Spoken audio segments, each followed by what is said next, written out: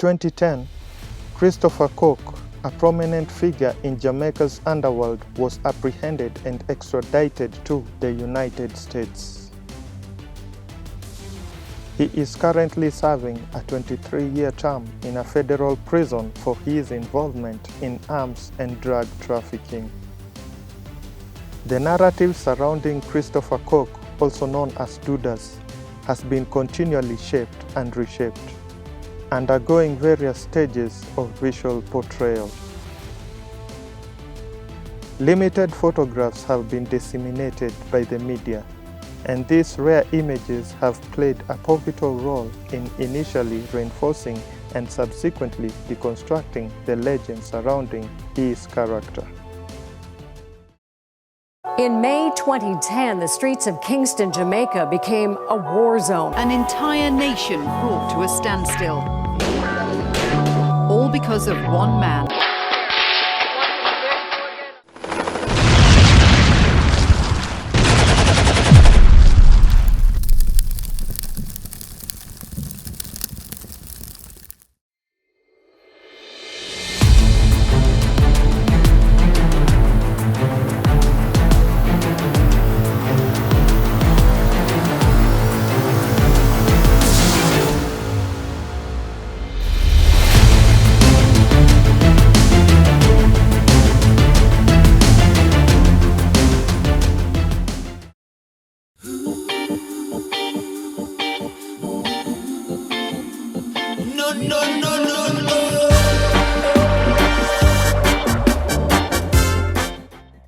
Upon Jamaica's independence from the United Kingdom in 1962, the nation's leaders were faced with profound economic disparities inherited from its colonial past.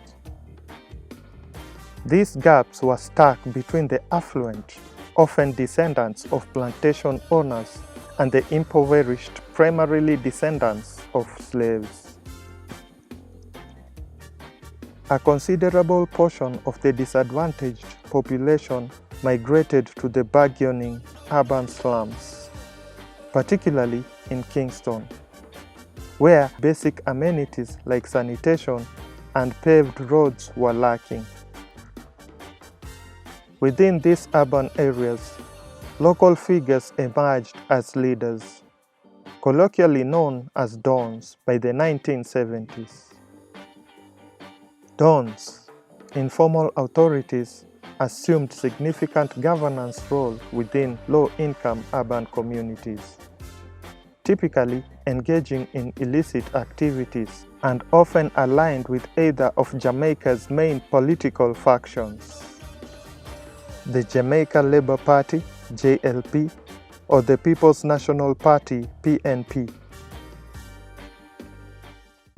A Don is simply put a crime boss, a powerful criminal figure who typically heads a gang, or better still, an organized crime network. They have access to considerable resources and therefore enjoy a measure of status and standing in their communities, which allow them to establish relationships with critical institutions, including political parties. The powerful crime boss, the Don, is able at times to project an image of being legitimate. This, plus the power, distinguishes them from the ordinary petty criminal.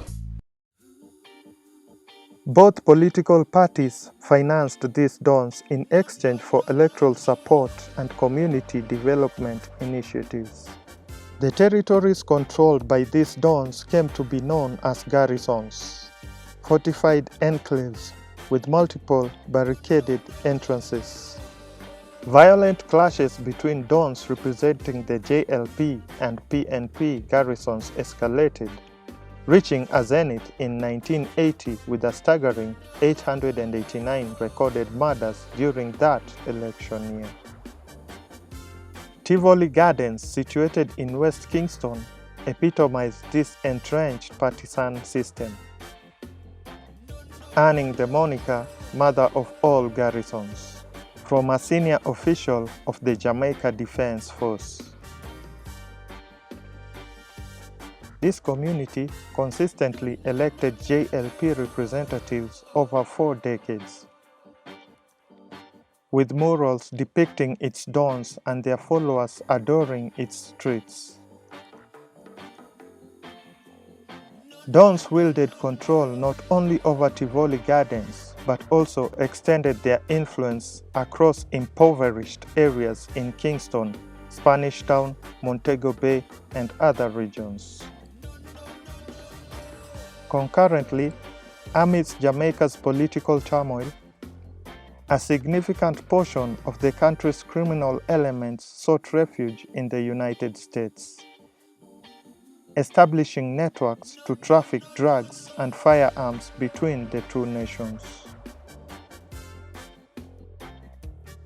Around 1980, individuals affiliated with Tivoli Gardens and allied garrisons formed the Shower Posse in New York, reputedly named for their ruthless reputation for showering adversaries with gunfire. In response, rivals from opposing PNP garrisons organized the Spangler Posse. The United States operation of the Shower Posse were overseen by Vivian Blake, while in Jamaica, leadership fell over Lester Lloyd Cook, also known as Jim Brown, the Don of Tivoli Gardens. The Shower Posse rapidly expanded its influence across the United States, particularly in Miami, and extended its reach to cities such as Los Angeles, Kansas City, and Chicago, contributing to the proliferation of the crack cocaine epidemic. Throughout the 1980s and early 1990s, the Shower Posse was implicated in over 1,000 homicides in the United States.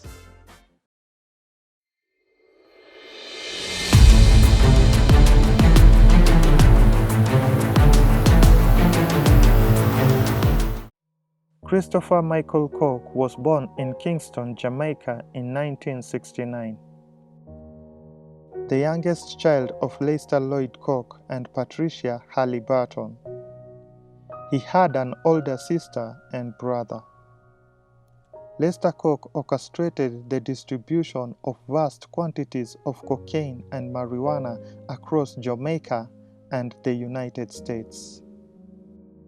The Cook family resided in the Tivoli Gardens neighborhood of West Kingston, which the gang dominated. Despite the area's profound poverty, the Cooks enjoyed opulent living standards thanks to the gang's profits. Christopher Cook and his siblings attended school alongside the children of Jamaica's political elite. However, they also endured the violence stemming from the drug trade competition and their father's criminal activities. Tragically, Cook's sister was fatally shot in 1987, and his brother met a similar fate in the year 2004. In 1990, the United States Department of Justice indicted Lester Cook and other high-ranking gang members on charges of drug trafficking and murder. Jamaican authorities apprehended them, and Lester Cook was detained pending extradition proceedings. However, 2 years after his arrest, he died in a suspicious fire at the Kingston General Penitentiary.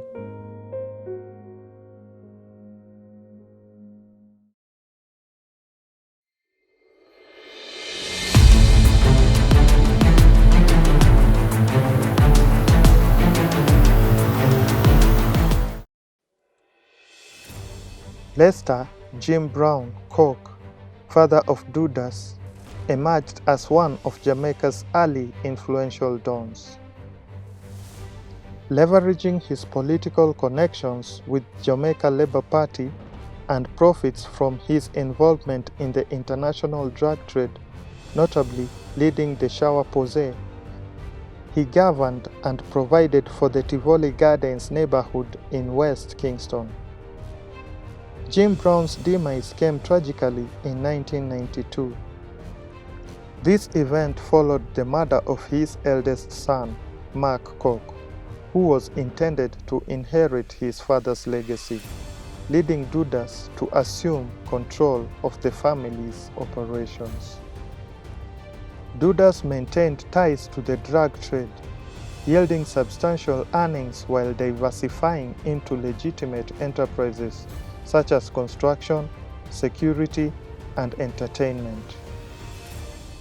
Despite his burgeoning business success, Dudus remained connected to the JLP, directing funds from his ventures into Tivoli Gardens and overseeing an informal system of governance and conflict resolution. The security forces overlooked his activities, partly due to his political affiliations and the relative stability he brought to an area plagued by crime and violence. Known as the President, Dudus wielded influence not only in Tivoli Gardens but also extended his reach to urban communities both domestically and internationally. They used the wealth and the political influence to embed themselves in the community. So a number of these dons, Koch including, ran welfare projects within the community, from basic school, funding of basic schools within the community, computer training for young people who have left school and so forth. So if you saw in the events, final events leading to the operation in Tivoli Gardens, there were demonstrations. I believe some 800 women in white demonstrated in support of Coke. We will die for Coke and so forth.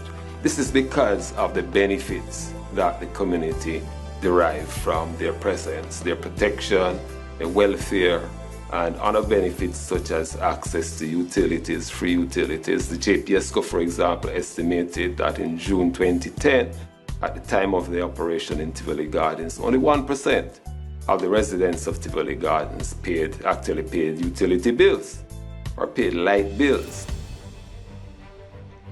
However, in August 2009, the U.S. formally requested Dudus' extradition, initially contested by the JLP-led Jamaican government. After 9 months of diplomatic pressure and mounting criticism from civil society and the opposing People's National Party (PNP), Prime Minister Bruce Golding yielded to U.S. demands and signed an extradition order on May 19, 2010. This sparked public protests in Kingston, along with primitive attacks by Dudus' associates on security forces. He is regarded by his supporters as a man who is fulfilling a role that the government doesn't. He provides money to support their children, puts food on their table. He's kind of regarded almost, if you like, as a Robin Hood figure here. For Koch to be extradited, a state of emergency had to be declared after Koch's supporters attacked the security forces. Thereafter, the response of our security forces led to the deaths of over 70 persons in the community of Tivoli Gardens. Regrettable, but the Jamaican state and people had no alternative but to declare a state of emergency in response to an attack on the society. The ensuing Tivoli incursion, a 3-day security operation, resulted in over 70 casualties, with Dudus evading capture. Amid accusations of human rights abuses by Jamaican security forces during the unrest, they regained control of the garrisons and detained over 500 alleged criminals temporarily in a football stadium. On the 22nd of June 2010, Coke was apprehended during a routine roadblock check as he attempted to reach the U.S. Embassy in Kingston to surrender. He tried to conceal his identity by wearing a wig and a woman's sunglasses. But the security forces saw through his disguise. Reverend A.I. Miller, a prominent evangelical priest, was also detained while assisting with the surrender. According to Miller, Coke feared for his life if he surrendered directly to the police and sought Miller's help. Concerned for his safety, Coke willingly waived his right to an extradition trial to expedite his transfer to the United States for trial. His decision was influenced by the mysterious death of his father in a Jamaican prison fire while awaiting extradition proceedings in 1992. Coke remained heavily guarded during his extradition process due to fear of reprisal from his supporters. He received a 23-year prison sentence, currently serving time in a lowly security federal correctional institution in New Jersey. Explaining his choice to surrender and face charges, Coke cited a desire to end drug-related violence in Jamaica, which had claimed the lives of his sister, brother, and father. He emphasized his decision's benefits for his family, the community of Western Kingston, particularly Tivoli Gardens, and ultimately Jamaica.